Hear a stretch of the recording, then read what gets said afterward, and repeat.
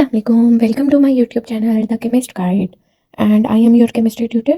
Today we will discuss about atomic mass or mass number.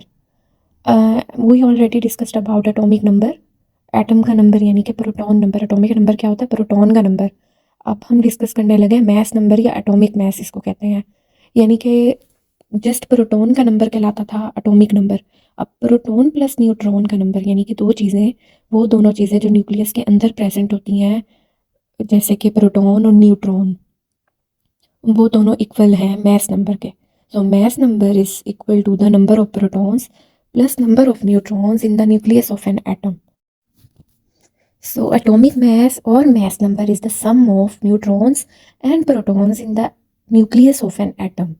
अब हमें पता है कि एटम जो है 3 सब एटॉमिक पार्टिकल से मिलके बना हुआ होता है, इलेक्ट्रॉन, प्रोटॉन और न्यूट्रॉन. इलेक्ट्रॉन पे नेगेटिव चार्ज होता है, प्रोटॉन पे पॉजिटिव चार्ज और न्यूट्रॉन पे कोई चार्ज नहीं होता. अब न्यूट्रॉन और प्रोटॉन यानी कि पॉजिटिव चार्जेस जो होते हैं वो, और न्यूट्रॉन पे कोई चार्ज नहीं होता, ये दोनों न्यूक्लियस के अंदर होते हैं. और इलेक्ट्रॉन जिसके ऊपर नेगेटिव चार्ज होता है वो बाहर सर्कल में रिवॉल्व करता रहता है न्यूक्लियस के गिर्द. अब ये जो न्यूक्लियस के अंदर प्रोटॉन और न्यूट्रॉन्स होते हैं, ये दोनों मिलकर बना रहे हैं mass number.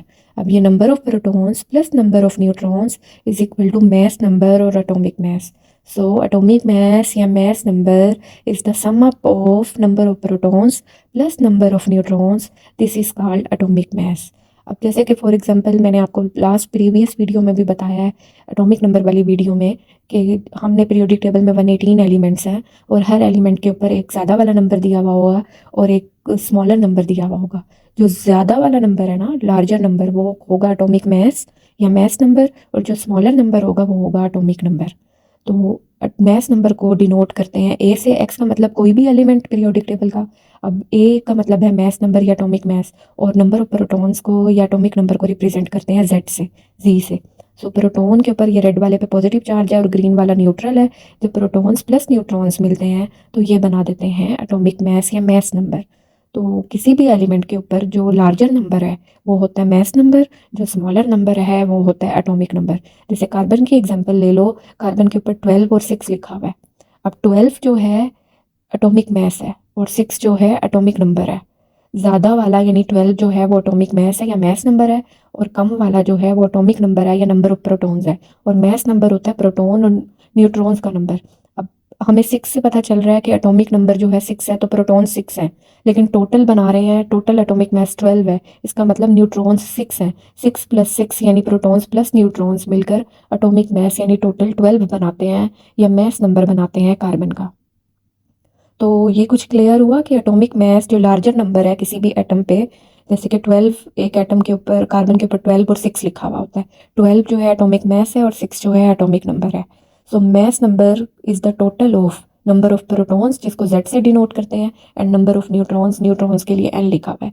Z plus N यानी कि proton plus neutron is equal to mass number.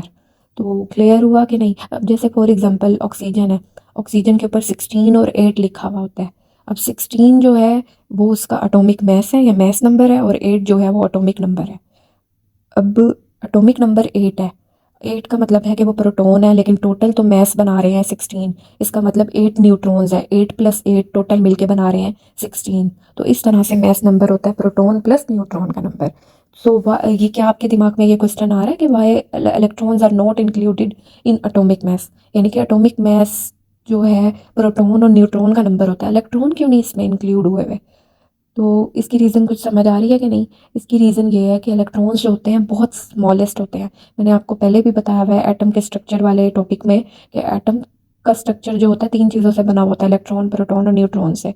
और न्यूक्लियस उसका सेंट्रल एटम होता है, सेंट्रल पार्ट होता है, उसके अंदर न्यूट्रॉन और प्रोटॉन होते हैं. वो न्यूक्लियस 99.9% मैस जो है बनाता है एटम का.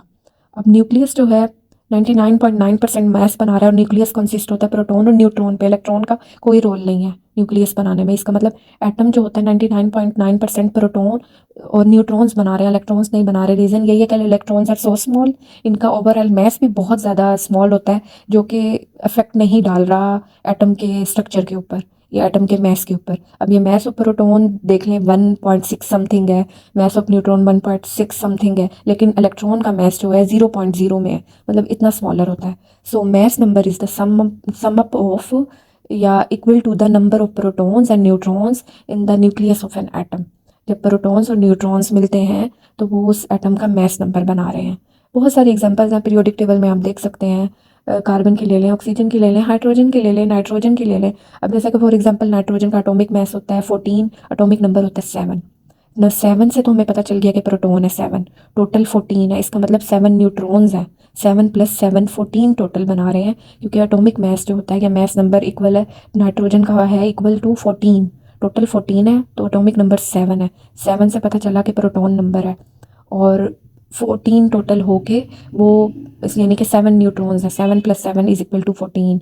आई होप कि आपको एटॉमिक मास अच्छे से क्लियर हो गया होगा। So subscribe my YouTube channel for more videos about chemistry. Thank you and Allah Hafiz.